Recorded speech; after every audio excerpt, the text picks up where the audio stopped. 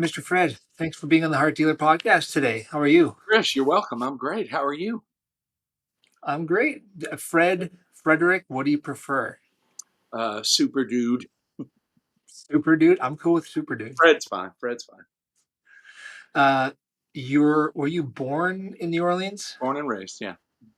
So do you have one of those classic French names Oh yeah, that LeBlanc. is part It's of the it's culture?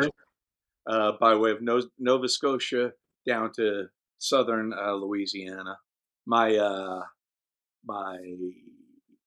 dad's side of the family worked on sugarcane plantations. Um, and then I think my grandfather on my dad's side was into politics, and my maternal family, just a bunch of crazy Cajuns. So, So you have Canadian in your background. sort of Canadian being the long version of Cajun. I would assume that the Cajuns and Canadians act very differently, having dealt with both many Cajuns and many Canadians. We did two tours with Bare Naked Ladies right when they had that big hit in the states. One week, this is like 20 years ago or something. We did like Mm. two arena tours, like 20,000 people a night, right when they were at their zenith. So and they were always very pleasant. Great band, great guys, great band.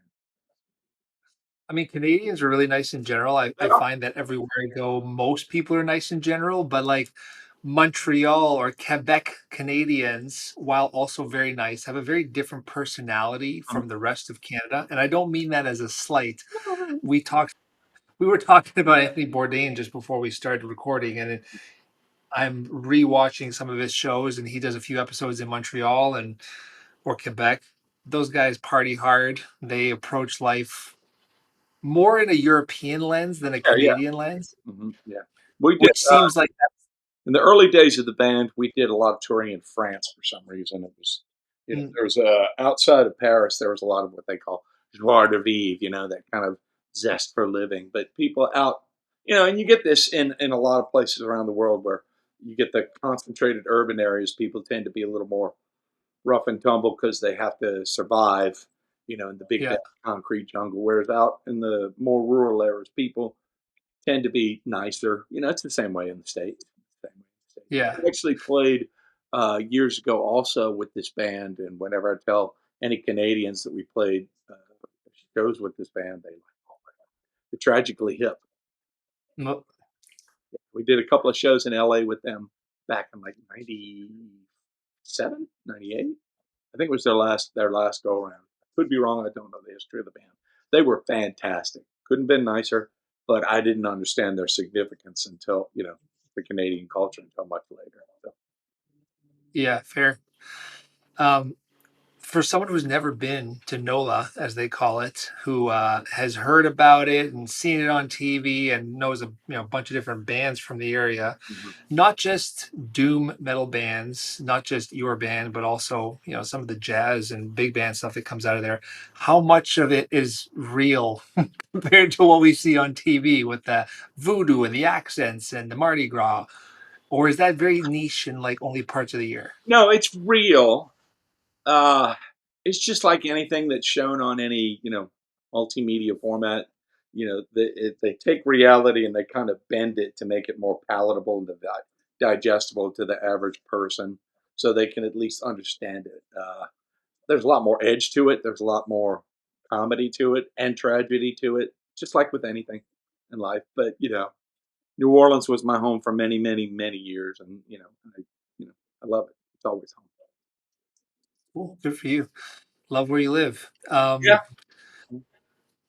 Musician, songwriter, record producer, author. Is there anything that you don't do? Clean my studio apparently.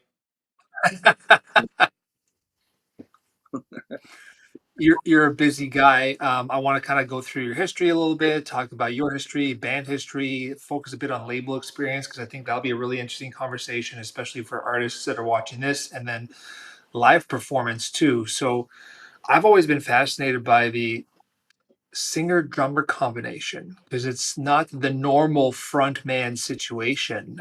There's a lot of examples throughout history, but I mean, how does it happen? How does someone who's like behind the band become the front of the band, so I to speak? just got tired of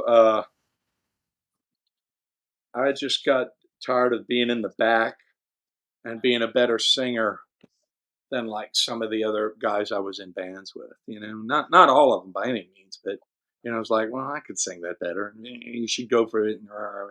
And then with this band I was in that did a lot of work uh, around the country, this band in the 1980s called Dash Rip Rock.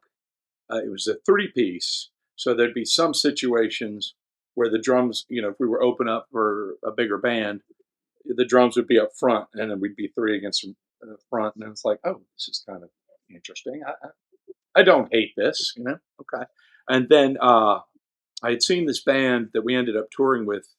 No, we ended up touring with Cracker, an earlier version of a band with David Lowery. I'd seen this band play Camper Van Beethoven at Tipitina's in the '80s, and they really knocked my socks off. Not because they were a great band, great songs, all the players were talented, but there was like five people against the edge of the stage, and the drummer was still in the back, but all five people up front, they were interesting. It was like something was going on. You always had some place to look. It was like, oh, that's kind of Yeah. cool. And then when the opportunity came to form Cowboy Mouth and start this band, I was like, I want to be up front where the fun is, and it reminded me of those times I'd played in Dash when I was up front, and it's like, okay, I can do this. And then seeing Camper Van Beethoven, having all those guys against the front, I really like that idea. My by me being up front, I didn't want anybody else in the back. I just wanted to be where the party was, and it seems to have worked out. I've done it for quite a long time. I know. I mean, it's definitely worked out. What's it like, for someone that doesn't know the experience? What's it like being able to combine four different dexterities, like within the body, and then on top of that, singing? It's always just come natural to me. And I hate to be, flippant about it, but it's always just been something that's very natural to me. Playing drums, singing, it's all part of just my natural rhythm and my natural energy. I've never really had to think about it. So I don't know what Well, it's like because it's all I've really ever known. But that's all you know. yeah. You started your career in the early '80s. What I'd love to know is, what led you into drumming and music? Like, what does the childhood look like? What is the upbringing? What was that aha moment where you're like, oh, Well, drumming? there's a lot of stories that kind of tell, how I ended up where I ended up, and I'll kind of give you the short version if you want that. I was born deaf. There was a deformity in my ears, in my ear canals, and they were blocked. Uh, my hearing passages were blocked, and I couldn't hear for like the first 3 years of my life. So, and my lungs were underdeveloped, so they couldn't operate on me because there was, worried that it could kill me. So my folks kind of intuitively just laid my head on giant stereo speakers when I was an infant, and then they saw that I could sing.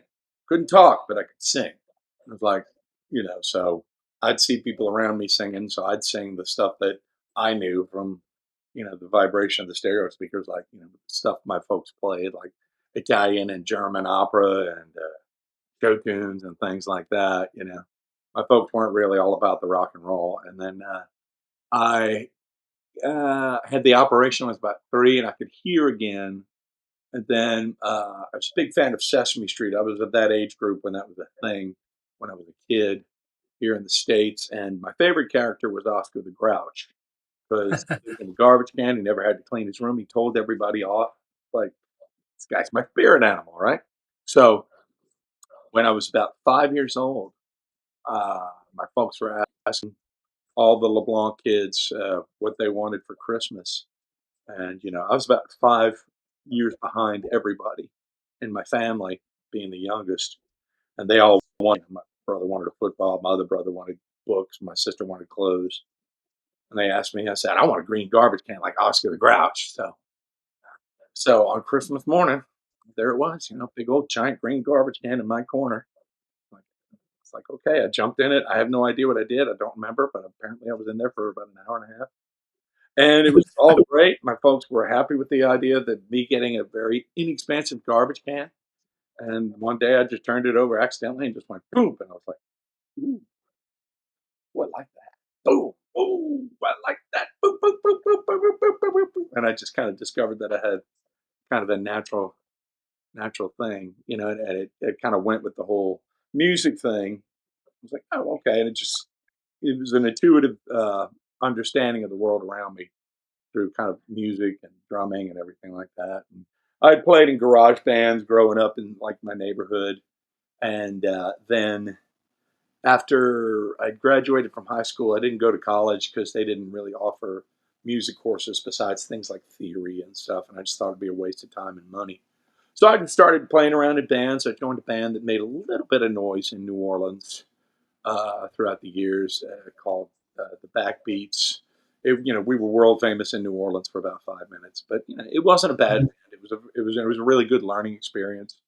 And then when that fell apart, I joined a rockabilly cover band for about a year and a half, and that was fun. Just playing the rockabilly beat, not having to do like synth pop stuff anymore with the other band.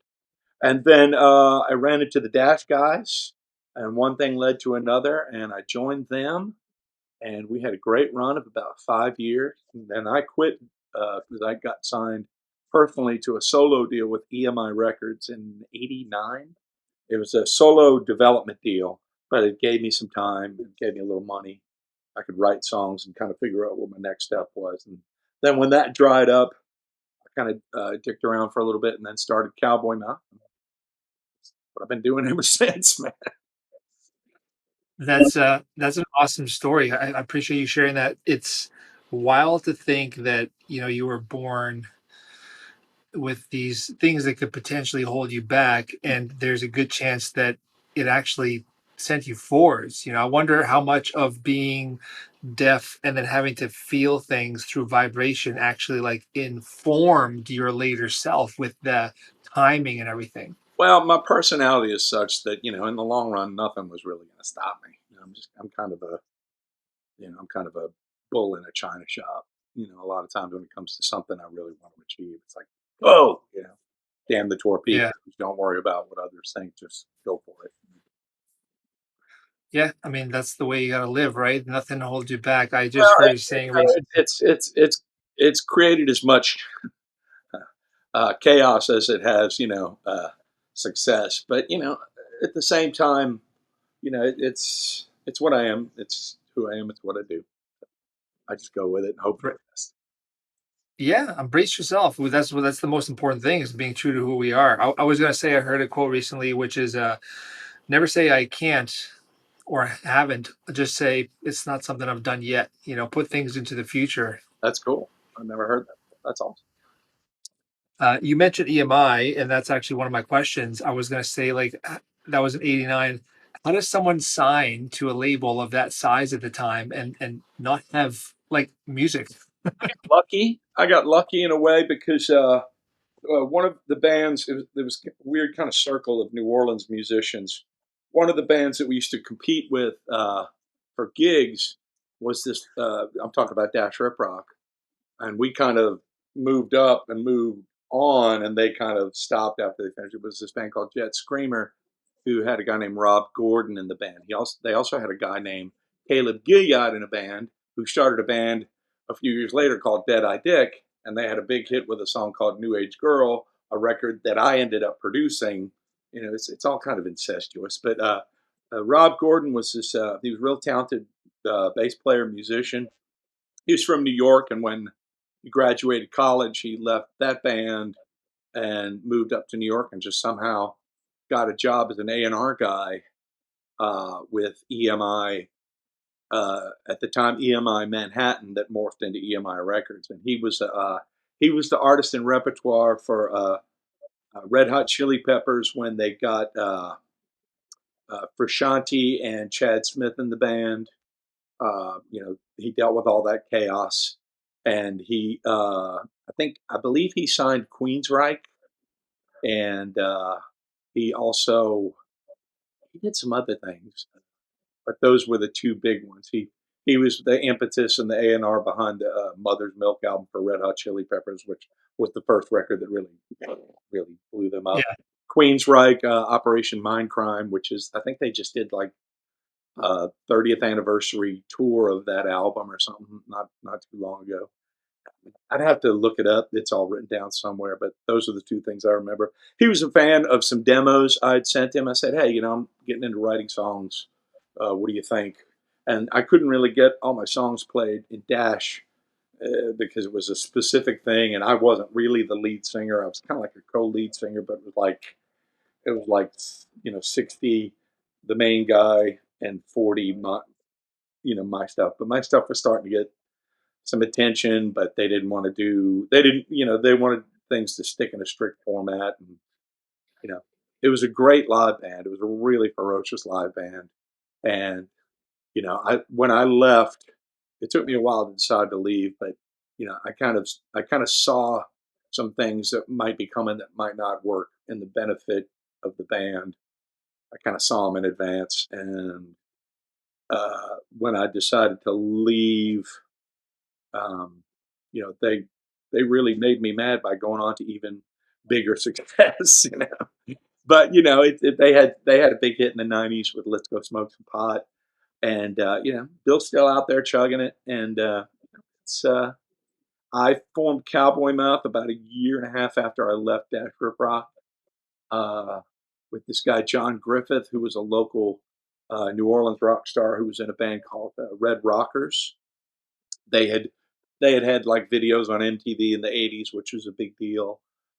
He had done a lot of touring, first like underground independent touring, and then when they signed with a major label, they went from that kind of touring to touring with acts like the Go Go's and U2 and like arena runs and stuff like that.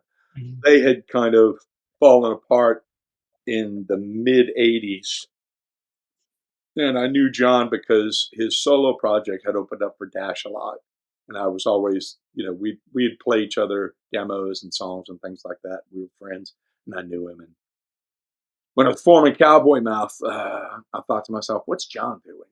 We kind of see that, and it just kind of worked out. And we've been doing this for 35 years. Gone through guitar players, gone through bass players, all of them great. We were lucky to have them all, and now here we are, 35 years later, doing a covers album. Still going. It's I do it now because it's fun. You know, for Mhm. years it was when you're doing like the major label grind, it was all like, "You gotta have the hit, man. You gotta do this, and you gotta do this, and you're going on tour for a year, and you're gonna play 9 shows a week." And you're just like, it's okay, it wasn't fun. It was fun doing the Mhm. shows, but the grind really wore me down. And I made sure that if we kept doing this, it was because we wanted to, because I wanted to, because I enjoyed it, but John wanted to because he enjoyed it. And, the guys we have with us now, they enjoy it as well. So we're doing pretty good. I can't complain. Been doing it consistently. We've had our ups and downs. We've had some good times. We've had some rough times, but, I still get to do this all these years later. And I'm probably having more fun now. I'm happy to hear that. I mean, at the end of the day, if you're not having fun, what's What's the the point? point? One can ask. What's the point? Yeah. Well, so I got a lot of questions. You're kind of like alluding to some of them. Band's been active since roughly 1990, I think, with more or less no downtime, from what I can understand. Like, to what do you credit your longevity? It's because it's a crazy feat. Some people don't even last one record, right? How do you do 30 years? Obstinance. There's just nothing. I mean, I don't want to do anything else. It's kind of like, okay, well, when the whole major label thing ended, and we kind of had to kind of start, saying, okay, we're doing this or not? Are we gonna?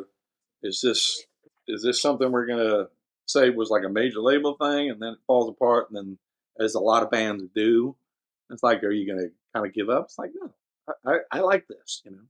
I like this. I built this. If other people want to leave, that's on them. I never saw why I should stop doing something I love just because somebody else changes their mind.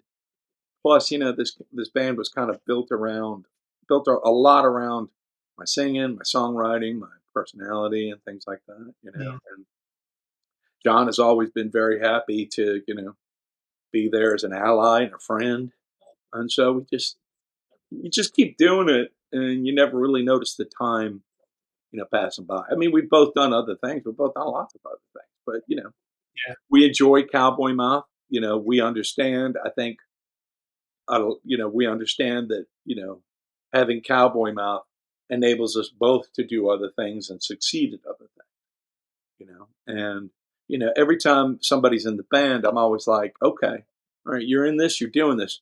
Try to use what we facilitated here in other lines of work. Like we had a guitar player once who actually got into tour managing, by working with us, and then he could use that as on his resume, which enabled him to get other gigs and blah blah blah. And I always try to do that. I always try to encourage everybody to use what Cowboy Mouth brings or has brought, anywhere to their own lives, to their own, Mhm. to create opportunities for themselves. Can't say I was always that way, but that's something I've learned, with time. You mentioned earlier, your personality, right? You talked about pulling a china shop, just getting things done, not taking no for an answer. Maybe how much of this word "cowboy mouth," which for people that don't know is from a play, Patti Smith and Sam Shepard, one with the loud and ruckus voice. Is this you? Is this what the band and the word is? No, it had nothing to do with it at all. It was the only name we could all agree on at the very last minute. I had no idea what it meant. And the funny thing is as it's been presented to me over the years, what the play meant, I've never even read the play. You know, Sam Shepard did come to one of our shows once in New Orleans, so that was kind of cool. And we met him. I think, yeah, met him. Real quiet, kind of not a big guy, little guy. I was surprised. And but it was so it was so as the phrase and everything associated with the play has been presented to me, it's like, well, it kind of sounds like us, you know, just that, that need to just be whoever it is you are or whatever it is you are, the whole escape idea of it. Mhm. But it also sounds like vocalizing your true self, which is kind of how you've been living. I guess so, to a certain extent, that, like I said, that's come with as much chaos as it has, uh, you know, as joy. So, but that's just life in general. It's ups and downs. It's the storms of life, as they say, as Sam Cooke said. Yeah. You know, You talked about labels for a second there. As I mentioned earlier, I love to get insight from artists like you that have been around and seen so much and done so much for all of the people that I talk to and work with who are just starting out. And it's not age specific. I work with artists in their 50s that are putting out their first album because it's their passion. And they have these misunderstandings often of what the industry is or what they should be doing. yeah. Hey, we signed. We got to put this album out via label. Well, hold on. Why? In your experience, I mean, 1130, MCA, Blackbird, Atlantic, Valley Entertainment. What's your experience with labels? Well, it hasn't been one experience with one, with all these labels. Every experience was different. With the majors, with MCA, ours was kind of like a political thing. It was very strange in that we were signed by one group of executives, and then, like, literally a month after we were signed, those people were fired. And so they brought in a whole new level of executives. So we went from being signed to a record deal, okay, everything's going to be great, to, oh my God, we might lose everything we worked for. But then these people came in, they appreciated the quality of the band. But, uh, even though we had a lot of support within the band, ultimately there was no way any of the big poobahs at the label could say, "Oh, we signed these guys. We create, we're responsible for signing these guys because because we were signed by another group of executives, and so therefore it wasn't in their best interest for us to have a giant hit." So what happened was the way we got Jenny Says to be a hit because they had released it as a single, the studio version. It had done okay, but we were known as such a powerhouse live band that the radio guy, and I'll credit him. His name's Skip Bishop. He was doing radio for MCA at the time. He said, "Look, if you guys get me a version of Jenny Says with what you guys do live, I'll get it played. I'll get it played everywhere, and I guarantee you that thing will be a hit." I was like, "Okay." So we got a friend of ours who was an engineer at a local club to bootleg a recording of us. So and we released it as a single, and it exploded. It just exploded. The live version, it's like kind of me doing my rock and roll preacher thing, the band playing on all cylinders and everything. And that was the version that exploded. But once again, unfortunately, it wasn't in their interest for us to have a hit, so they kind of squelched it. And it's we used the opportunity, since the song had become somewhat of a hit, to make our way into a lot of the radio festivals that were really prominent in the 90s and 2000s. And so we and the politics of those things were basically the bigger hit you had, the higher up on the bill you were, right? Mm. So we knew we weren't going to get much in the way of like label support, at least not from the top executives. The people in the field loved us and everything like that, and they do what they could, but they were also hamstrung as well. So, but I quickly learned the game. Seeing like, okay, these festivals would go on all day, and there'd be a headliner, that people might want to see, like Beck or In Excess or something like that. We did a lot of shows, with those guys, and so I was like, okay, all right, I see what this is. And we'd be playing this festival, and like the headliner would come on at 7 or 8 or 9, and we'd be on at 11:30 in the morning. It's like, okay, I get what the deal is. All right, this is what we're given. This is what we're going to do. So, and the band was completely supportive of this. So we had like, you have a 20-minute set. So it's like, okay, we're going to do like 4 or 5 songs tops. Okay, first song, I buy a wireless mic. Does this thing work? Okay, great. Start playing, get the audience into the first song, and at the end of the first song, while the band's still playing, I jump off the stage, run all the way to the grassy area where people are, get them to come up, start riots and everything like that. Because my goal wasn't just to say, "Oh, Cowboy Mouth, weren't they good? Oh, weren't they energetic?" No, the goal was always, to have the morning DJs, who were at the time the most influential, the morning DJs, the Monday after whatever the event was. It's like, oh, Beck was great. Oh, so and so was great. Did you see Cowboy Mouth? Oh my God! It's like, okay. And that was kind of the thing. It's like, all right, just doing kind of what I'd been doing, in the clubs already, just kind of raising hell just on a bigger stage. And just doing anything I could to get people to pay attention and react. And that's kind of what made our bones. So we were on 2 major labels, MCA and Atlantic. We got to make some good records. I'm very proud of them. There's always politics or some bullshit getting in the way. With record label people, a lot of times you'll never meet anybody with a bigger ego than some faceless record executive, because they're always trying to, they always want to say, "Oh, I did that. Oh, I helped them." Oh, it's like, I'm just trying to get through, man. I'm just trying to make a living. Just trying to swing for the fences. Just get out of my way. Get out of my way. So a lot of times, while it was a positive experience in a lot of ways, you know, it was frustrating in a lot of ways. So, Yeah. but as an individual and as a performer, I've always kind of been put your head down, burrow through, kick ass, whatever situation I'm given. So, and that's kind of Yeah, been, you know, that makes perfect sense. And I'll come back to the label. I got some additional questions, but you said two really cool things that I wanted to touch on quickly.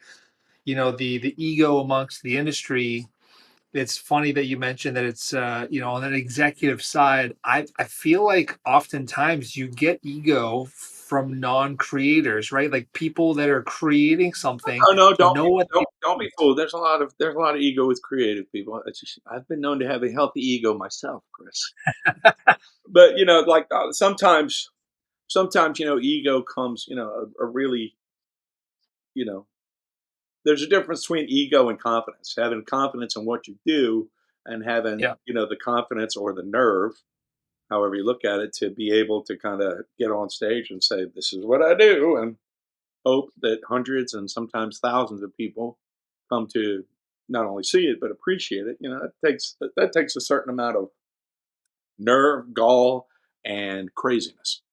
But at the same time, ego, when it's kind of dependent on fear, these people who are worried about their jobs and their livelihoods. I mean, you kind of have to be somewhat empathetic about it, because we're all just trying to make it through. Everybody's just trying to make it through.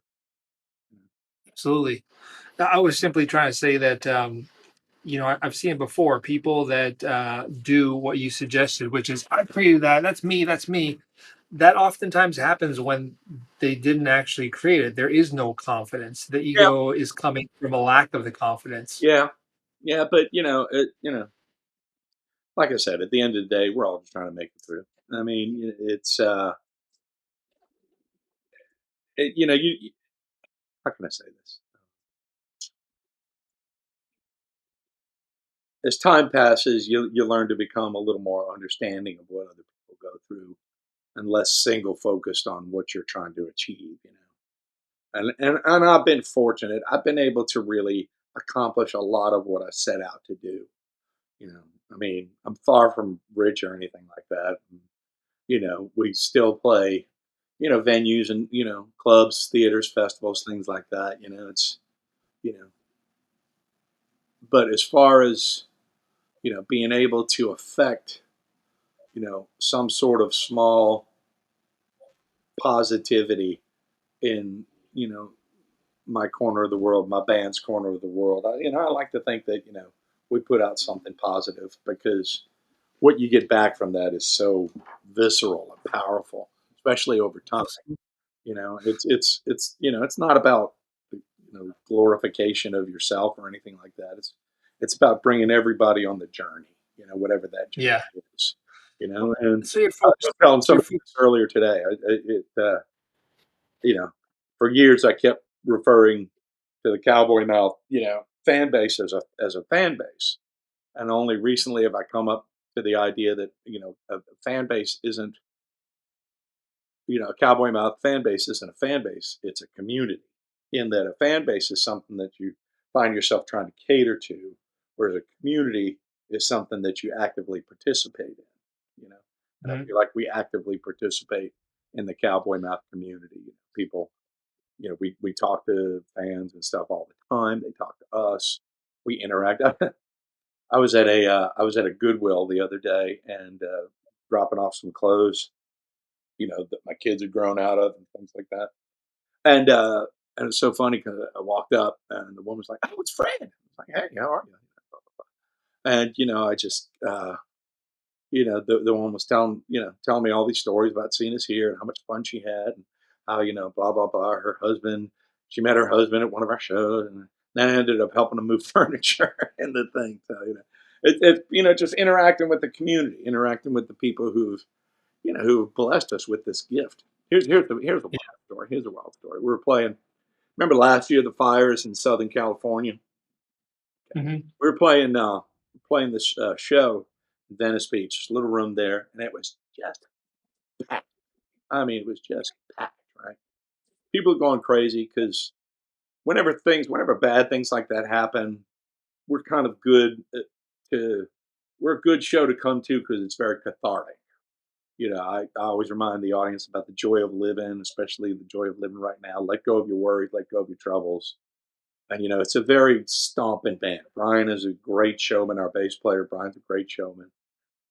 John Thomas, is a great singer. Frank is a hell of a guitar player, hell of an entertainer. And me doing my thing, it's always, it doesn't stop until it's over. So it's, and kind of also the idea of looks like, hey, you don't have to worry about looking stupid, because nobody looks any dumber than the drummer singing up here. So we're playing this gig. It's going great, except there was one song I didn't want to play that night for whatever reason, and it just wasn't on the set list, and I wasn't prepared. We hadn't rehearsed it, and this kid, he was about, couldn't have been more than like 20. He's right up front, just digging the show, and he screams for this song. Please play this song. This song called "Easy." Play easy, play easy. I was like, dude, we haven't rehearsed it, and place is packed, people are enjoying the show. It's like we hadn't rehearsed it, so it's not on the set list. He goes, dude, my house burned down. Please play easy. It's like, looks like we're playing easy. So, and he was just having that moment, and that's not exclusive to Cowboy Mouth, obviously. You know, Yeah. every band goes through that. There's always people out there who are willing to take what you put out there and make it as some sort of a, you know, avatar for their own existence, which is great. That's, something that's really something cool to be part of. So as far as the label stuff, you're always going to be dealing with trouble when you have too many cooks in the pot. But when we jumped into the major label thing, I told myself, it's like, okay, well, don't complain about being bitten if I'm going to jump in a tank full of sharks. Yeah, that's fair. But it sounds like, point taken, you've embraced, or I don't know if it's always been the case or it's more so now, but you're embracing the gratitude and appreciation for the community you've built and the positivity that you're putting out there. And then, in turn, that comes back to you. So focus less about the negative in the individuals and understand that everyone's got their own path and their own struggles no matter what. Yeah. I think Uh, that's something I've always had gratitude towards the band and performing, and how lucky we've been over the years to do that. I think, just with time comes the overarching understanding of how what you're doing affects other people. And so I think that's kind of something that's come to me within like the last 10 years, and definitely like, since lockdown, you know, um, after that, during lockdown, people would send like emails to, because to me or John. John and I both did individual kind of acoustic shows online, just to interact with the community. And mhm. people sent us all these stories about the songs or albums or shows and what it did for them and yada yada yada. It's pretty. When you take it all in, just the profound effect that any music has, especially music you made. It's I don't really see there's any other way to be but grateful. Yeah. You said one other cool thing previously that I wanted to ask about, or at least comment on, that you had this polished single and it didn't really pop off. But then when you did the raw, more live version with all the anecdotes, that's what blew up. I think that's amazing. There's a lot of talk about live albums and how much they're enjoyed or not enjoyed. Mhm. And nowadays, you got all these kids that are so worried about everything being like perfect and precise and like get all the digital recordings and everything. How do you feel about, I mean, the irony of that song being the one that popped off the live version? How do you record now? Like, is it still raw, organic? It's organic in that everybody does their own performance, but with the way that recording goes now, it's difficult for all of us to get in one single room. And we've always had our best results in the studio when everybody can focus individually on what they do and give the best. Mhm. If you're trying to capture a moment, in a studio, like a very sterile environment, it's difficult to capture that because you just get too much in your head. Whereas Yeah. if everybody's like, when I'm in a studio and I'm playing drums, I'm going to be sitting there playing, and I'm not going to sit there and worry about if the bass is too loud in my earphones or if somebody's out of tune or this or that. I can just focus on what I'm doing, build a strong foundation. But then again, recording and live are two very, very different animals. It's almost like what you hear actors talk about is the difference between stage acting and working on film or television or something like that. In a studio, which would be kind of film or television, you're a lot more concerned with this is how people are going to hear the song probably forever. So even if you play it live a different way, they're still going to hear that version in their head, about either anywhere from like 50 to 80%. There's the old story Mm. about Buddy Holly's bass player, Joe Malden. He was given an interview once, and, the way that Buddy Holly's backing vocals on his music came about was they would send these tapes to New York, and the people in New York, after they made them in New Mexico and Texas, they would send the tapes to New York, and the people in New York would overdub, "Ba, ba, ba, ba, ba," all these background vocals that sound kind of a little iffy nowadays. But they never did those as the band.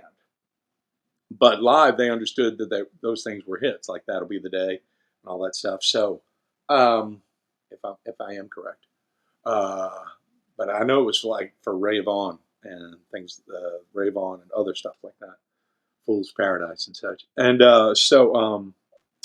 what the bass player said is he would sit there without a mic and just mouth the words to the backing vocals. And he always had people coming up here, "Man, you sounded just like the record, man. That was great." So when you're in a studio, it is important to capture a certain amount of spontaneity, but at the same time, understanding that this is how people are going to hear the song forever. Mm. You know, so there's that version of it. But live, I I always thought that some of my favorite bands live were like the Clash or the Replacements or you know. Bands of that ilk that didn't exactly sound like they did on record, you know, and the live experience was so different, and it's difficult to contain that kind of thing on an album, and a recording first, last, and always is the song, it's the musical property, whatever Mhm. that is, and live it can be anything. It can be a personality, it can be musicians, talent, it could be a crowd being in a good mood, it could be whatever it is. There's a million different variables, but in a recording it's one thing and one thing alone. It's the song. Everything else serves to lift that up. So there's that. I mean, I totally agree, but I think that's the funny irony with this whole thing where you then go into the live setting where you're not in the studio thinking this is how everyone's going to hear it for life, Yeah, but then you record a live thing that now everyone is hearing for life. that's true. That's But that, I mean, and that sounds like it's you as an artist. That sounds like it's the band because the thing that comes up the most with your group is just live, live, live. You got to see this band live, everything live. Do Yeah, you think there's like an energy when you guys come together? I mean, every band's got an energy when they play and come together, but it sounds like with you guys even more so, is that over recordings. yeah. Um, I'm proud of the recordings we did. We've done some really really good stuff in the studio. But live ultimately is where it all kind of comes together. I always have kind of a feeling that, when people join the band, I don't want somebody who wants to be in the band. I want somebody who needs to be in the band. Yeah. And we've always kind of had that. And so, this band has been kind of a refuge for misfits, you know, for many, many years. And so I like that end of it that, people aren't playing because, oh, this is good. This is very good. They're playing because they need to get this out of their psyche. They need to get this out of their soul. And I like that. And you're always, the live experience is always going to be, you know, right there, literal slap in the face. So I think that recording technology has along, and recording the economics of recording have definitely come Mhm. down a lot. So you're not as hemmed in as you used to be, which is nice. But yeah, it is kind of ironic. I never thought about it like that. That's pretty cool, actually. But at You that point we'd been playing that song like 5 or 6 times, and we knew it inside and out. So so you captured something. That was good. um, you'll have to look up and listen to that live version of the song. There's something to it. What it was is what I do kind of live as a performer, and the band has always supported me with this, is when the band first formed and I was understood that I'd have to be a front man, my thing wasn't, okay, hey, we're all going to party. Hey, everybody's going to, the kind of the usual cheesy 90s, 80s stuff. At the Yeah. time, I was reading a lot of like Norman Vincent Peale, inspirational literature. And so instead of saying stuff like that in between songs, I'd say, "All right, everybody having a good time. Believe in yourself and anything's possible." Blah blah. I'd just throw stuff out there, and I noticed it got a really immediate reaction. People really responded to it. It's like, "Oh, okay." And most musicians, they just go with what works. And so for me, this was kind of working. So like, let me pull this along a little farther. Let me see where this can go. And it turned into this thing of me throwing out inspirational ideas and things like that. Nothing, nothing hopefully too political or anything like that. Uh, Mhm. more like the politics of humanity, over anything Yeah. else. The joy of living, the joy of being alive in the moment. Forget your troubles, forget your worries. Let's celebrate this moment. I don't care. I don't care how old you think you are. I don't care how young you think you are at this moment. Everybody's 5 years old and it's Christmas morning. Go nuts. We're Everyone's in a garbage can. Yeah, yeah, yeah. We're gonna play a game. We're gonna play a game. Who's louder? It's gonna be the band versus you guys. Go, and it's just fun, And people leave the shows generally, they leave the shows, exhausted, but they also leave feeling a lot better, and that's great. Yeah. That's the I mean, goal. a lot of the words that come up with the shows are like, sermon and soul saving and life affirming. And I'm all about positivity. Like I'm all about learning from life, taking the experiences, no matter how negative or positive, seeing how it molds you, shapes you, moving forward. What are things that inspire you to then help inspire so many people at a show? Like, where do you take your inspiration? Just attitude mostly. I mean, it's kind of just attitude, just being able to do something I love for so long.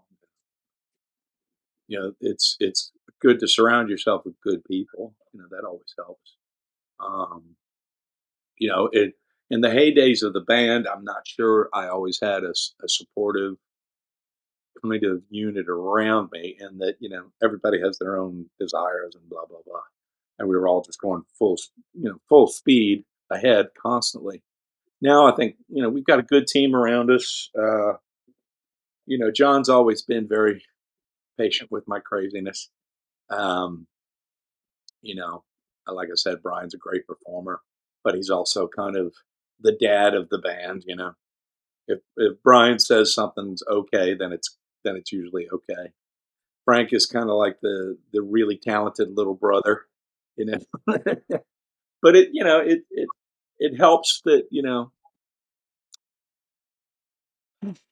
it's just good to put something positive out there. Really, I mean I don't over the years I've tried to not really think too much about what we do, and I know that sounds careless, and I know it sounds kind of, I guess, kind of boneheaded, but I learned a long time ago that putting the energy of worry into something can really get in the way. It's like putting a giant stone in your own pathway continually. My wife says something funny. She says worrying about something is almost like praying for it to happen, and that makes a lot of sense because if you have something on your mind constantly, it acts as a magnet. You know, Yep. I mean, you I, you went I through totally that yourself, right? Yeah, no, I totally agree. Yeah. And it's funny because you make it sound so simple, but we both know that being positive is not always easy. Like, sometimes life really gets you down. Ooh, and I have my You've been shitty days too. I have my shitty days too. Yeah, I'm not always Mr. Positive. Sometimes I'm like, this sucks. It takes work. It takes energy, and it's not positivity just for the sake of positivity. It's trying to bring yourself to that place where you understand that the energy you're putting out in the world, you know, is very vital. You know, it's Yeah. it's taken in by people around you, and especially for somebody like us, when we're on a stage, you're literally asking people to come in and give you their attention for 2 hours a night. So better be in a good mood because these people they work hard. Life is not easy. It's great. It's joyful, but it's hard. You're a happy man, you're a grateful man, you're a hardworking man. Obviously, those things are going to lead to success. Is there anything else that I'm missing that, like, is I'm a part of that sexy man, mixture? Chris. I'm a sexy man. That's the most important. I Yes, forgot that. I that is the apologize. most important. Check it out. Sexy Fred. I should have led with that. I'm sorry. I don't know what the hell you were thinking, Chris. It must be the Vancouver in you. It is. I'm too nice. I didn't want to say it. Kind of. What artists they're up and coming now, they could only dream of being relevant for 35, 40 years. What do you say to them? Relevance is relevance Relative? is an illusion. Everybody's talking about being relevant, being relevant. It's like, who cares? Just do what you do. Honestly, at the end of the day, um, it's about it's about being alive in the moment, but it's also about doing whatever it is you love. And if you choose a certain path, you have to understand the pros and cons that come with it. Um, Mm, with yeah, I always say that the rewards of playing music isn't what people see, because that's their perspective. They might see success, they might see money, or they might see like the rap videos with all the guys in furs and all the ladies hanging on them. Well, and all the cars. All those cars and stuff, they were rented. The ladies were actresses, and all those guys are in debt. It's just it, you know the real reward in playing music is the ability to do it. Everything else is just an illusion. The ability, when I get up on those drums and when I play music with that band, and we make a sound, or we make a song, or we make that that feeling of just being mm, lifted up, you know, in those moments. That's the reward. The the fact that I'm lucky enough to be able to play a song at my house, or drums, or you know the ability to do it is the real gift. What you choose to do mm. with it, or what you're able to do it later, is all just bonus. Makes sense. One more question, just because I love the advice and the stuff that you're handing out here. You've toured all over. You've worked with so many different labels and different musicians and different bands and different instances of creation. Um, you've obviously always been focused on making music for yourself and creating the best possible music you can. Mhm. In your career, like, what have been the people, who have been the people that are like the most important to get things out? Like, is it a booking agent? Is it a manager? Is Oh, it just the bandmates? it's difficult to get a good booking agent, and if you have one, then you stick with them. But before then, I've always found, like, I'm talking to this guy right now, a band out of Mobile called Red and the Revelers. They're really good.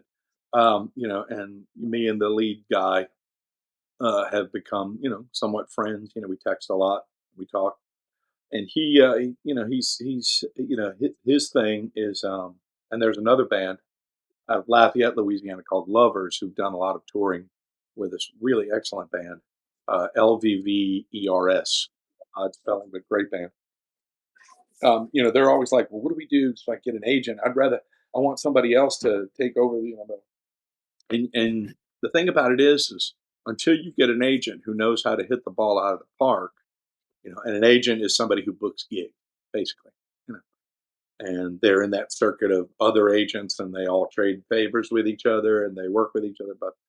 But until you get an agent, nobody's going to be better. Nobody's going to be a better agent for you like you.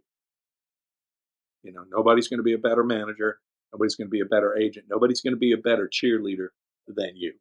So until you have somebody else that you thoroughly believe in, and even at that point when somebody else takes over, you got to keep your eyes on it. I mean, being a musician, you don't ever get to a point where you say, "Okay, I'm here. I've arrived." No matter what level you're at.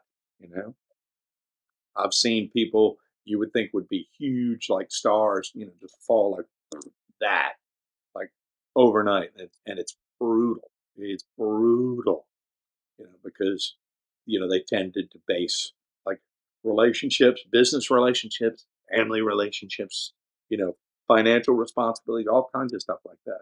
Something like that just doesn't work for whatever reason. It's hard. And so, but at the same time, nobody's really going to be your biggest cheerleader like you are. And I think you know, some a lot of people, a lot of up and comers are looking to be saved or taken over to just have somebody touch them with the fickle finger of fame and say like, "You have now arrived. You are now famous." You've always Mhm. got to hustle. Always got to hustle. You've always got to work. You've always got to push. There's always somebody younger, somebody more talented, and somebody who's going to be bigger or more successful, and you just got to eat it. That's all there is to it. It's not a competition. There's room for everybody. It, Yeah. and so make his one of the best pieces of advice I ever heard was early in my career. A buddy of mine named David Barbie, who ended up he played with this band called Sugar with Bob Mould back in the early '90s, and he had his own band called Mercyland, who was one of my favorite bands of all time. And they still actually occasionally play gigs around Athens, Georgia, and stuff. Great songwriter. He turned out to be an excellent producer. He's produced records for Drive By Truckers, Widespread Panic, things like that. Runs a studio of his own out of Athens, Georgia. He gave me some of the best advice I ever got. He said early on, he's like, Fred, man, you have to learn to be cool with everybody. Be cool with everybody. Some of the biggest opportunities I've ever had in my life. In fact, a lot of the biggest opportunities I've ever had in my life as a musician was because I was a nice person and people liked me. Like we Mhm. got those bare naked lady tours because those guys liked us. Yeah. We did a run with Hootie and the Blowfish when they were at their first peak in like '95 because they were friends. We all got along. They were buddies of ours. Be cool with everybody. You're going to meet people who have egos, who think they're all this and that. And, oh, we blew those guys off the stage. It's like, you want that. Louis C.K. said something in an interview once. It was a room full of comics. And this really blew me away when he said it. All the comics were talking about how they hated when the opening act had a great set. So, oh, I hate that. It makes me so nervous. And Louis C.K., who was one of the most accomplished comics in that room. He said, "Me? No, I love it. I love it when the opening act goes great." And they're like, "Why?" He said, "Because half my work is done. I go out there, I put myself in the mindset. It's an easy night. I'm not worried about showing up somebody. All I have to do is just take a smooth ride." It's like, oh, that's great. That's great. So That's really good. Be that's kind, be courteous, don't burn bridges. I, it's uh what? oh, no, I said that was great. Be kind, be courteous, don't burn bridges, right? Well, just be cool with everybody. And I've met some people who haven't been nice, and you just kind of roll with it. Like, okay, well, there you go. It is what it is. Eh, at the end of the day, all okay, get all this notoriety. So what? Who cares? At the end of the Yeah. day, can you live with yourself? You know, I'm working on it. Yeah, me too. I mean, I like to say choose love because in the end, love wins, and doesn't always seem like it, but it's true. Yeah, yeah. It's just get to the end of the day. Full circle. Thanks so much for your time today, Fred. I've absolutely loved chatting with you, and I think there's a lot of really good anecdotes here. This was fun. Thank you. Yeah, no worries. Whenever I'm first time down there, I'm going to look you up, and you're going to show me a show and a good Get to place go to to your get show. a I'm going to probably meal. take you somewhere to eat. That's what I'm going to do. Food is my favorite. Yeah, but I'm barely home these days. I work a lot and I A good. travel a lot besides work. In addition to work, I also travel a lot. So That is a good thing. Well, keep safe, keep traveling, and we'll talk again soon. all the best, man. Oh, Canada. We had a bass player once from Canada, Oyster Bay, Ontario. Good wine. Yeah. Take care, man. Thank you, Chris.